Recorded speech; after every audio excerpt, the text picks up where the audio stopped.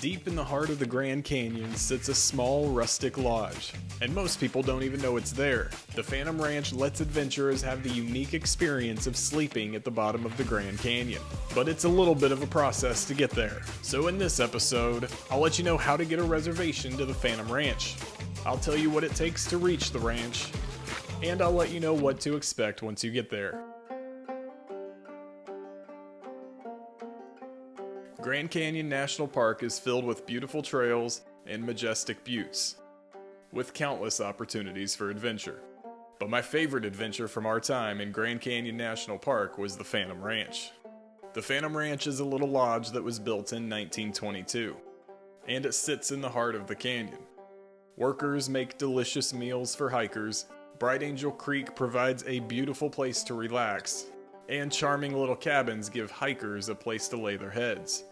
Without a doubt, the Phantom Ranch is a bucket list destination, but the process to reach the ranch can take some time. The first and toughest part of the process is getting a reservation, and there are 3 ways to get one. First, you can enter the Phantom Ranch lottery. The lottery takes place 15 months in advance, so if you're looking to get a reservation for October of next year, you'll have to enter the lottery in August of this year.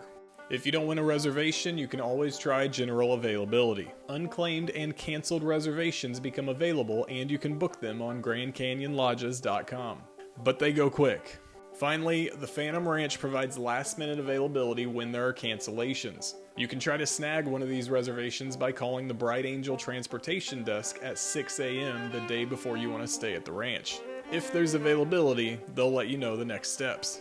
When it comes to reservations, do your best to get 2 consecutive nights at the ranch. It just gives you more time to explore the area and relax. Also remember that everything at the Phantom Ranch requires a reservation. If you want meals or pack meal service, you need to book it when you reserve your cabin. Once you have a reservation, you'll need to get ready for the hike down. Preparations are relatively basic, so I'll be brief. First, some of the trails leading to the Phantom Ranch have water stations, but they go through scheduled closures, pipes burst, and they can be unreliable. For this reason, you always need to bring a water filter. Bright Angel and North Kaibab have creeks and streams at the lower levels, but South Kaibab doesn't have any water access from the trailhead to the Colorado River. So if you're hiking South Kaibab, you probably want some water storage to go with your filter. The trails to and from the Phantom Ranch can make for long days of hiking, so take plenty of snacks. Nuts and beef jerky are a couple of our go-to options, but we also pack fruit and cookies to get a little sugar in our system. Most of the canyon is hot and exposed to sun. Make sure to take long sleeves, sunglasses, and anything else you need for sun protection. Of course, these trails are steep, so trekking poles can ease the burden on your knees. We don't use trekking poles, but if you have problems with your knees, they can save you a lot of pain.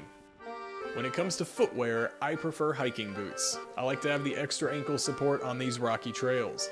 But some people like trail runners. Just make sure you have sturdy, hiking footwear. And don't try to do this one in tennis shoes. If you're hiking in the winter, you'll probably need micro spikes at the higher elevations. The icy sections are short, but they can be problematic. Micro spikes will give you some traction, so you can get through these sections safely. Once you're ready to hike, there are 3 trails that lead to the Phantom Ranch: North Kaibab, South Kaibab, and Bright Angel. All of these trails are gorgeous, but each one has different challenges. The North Kaibab trail begins on the North Rim. This trail starts at an elevation of 8,300 feet, and it stretches nearly 14 miles to the Phantom Ranch. This is a tough day hike, so most people camp for a night somewhere along the way.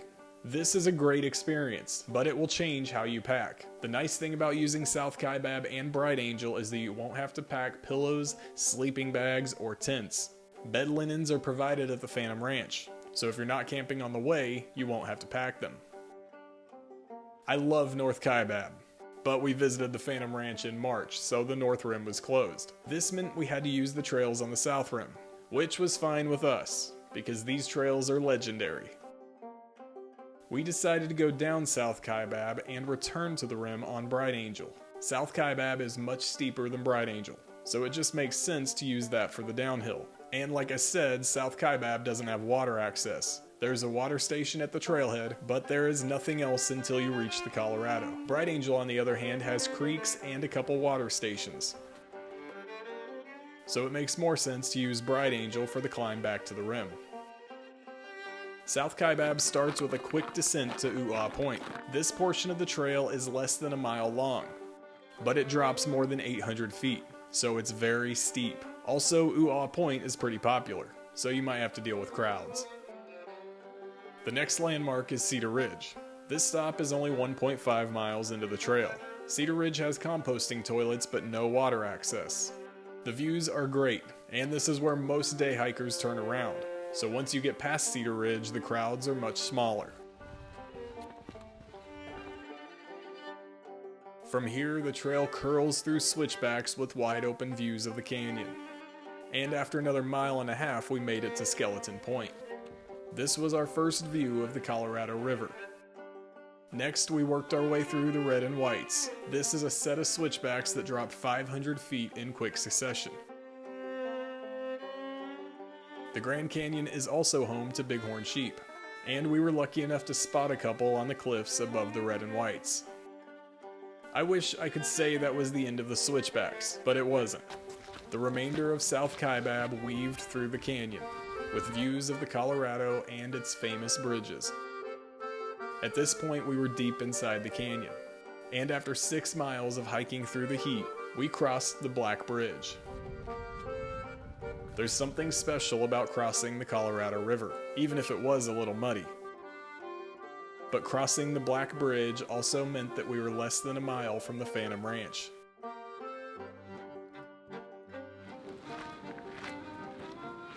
Lodging at the bottom of the Grand Canyon is a bucket list experience. Naturally, people have a few questions. So here are 4 things you should know about the Phantom Ranch. Most people wonder about the quality of the accommodations at the Phantom Ranch. There are several cabins and they vary in size. Some cabins sleep 2 people, while other cabins sleep up to 10. Prices vary based on the size of the cabin and the people. Cabins have bedding, cold water, a toilet, and hand towels. The cabins even have air conditioning, which was a nice surprise. There's also a shower house, so you can take a hot shower after a long day of hiking. Some people also wonder what there is to do while you're at the ranch. You can hike up North Kaibab and the Clear Creek Trail. There are a couple overlooks to enjoy. You can sit along Bright Angel Creek and relax in the quiet. One guy was even swimming in the Colorado, but the river was a little muddy for our taste.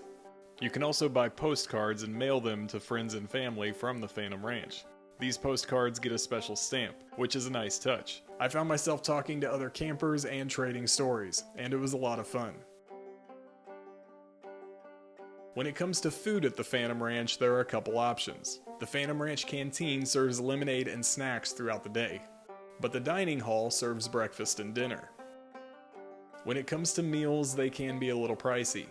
Breakfast is a little over $30 per person, and dinners are over $40 per person. If you want a steak dinner, that's more than $60 per person. Plus, you'll have to add tax to all of that. That sounds expensive, but all of this food has to be brought to the ranch on pack mules, so there's a sizable cost built into each meal. Like I said, you can pick from 2 different dinners, a steak dinner or the hiker's stew.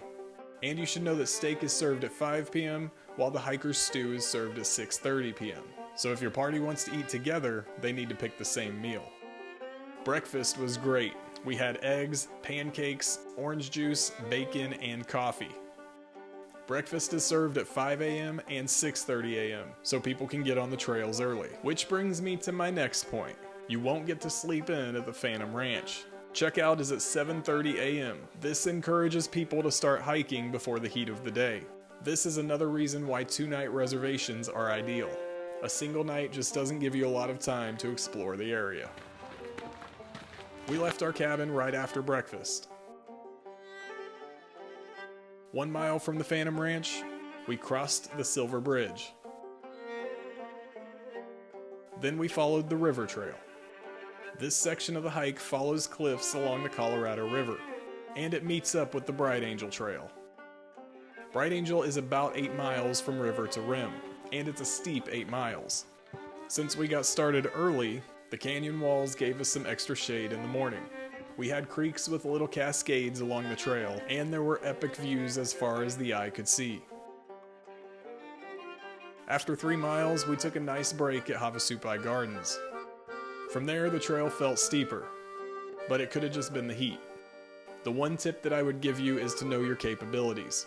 Temperatures were mild for us, and that was strategic, but I can see how this trail can push people to their limits, especially in the summer. The climb back to the rim was brutal.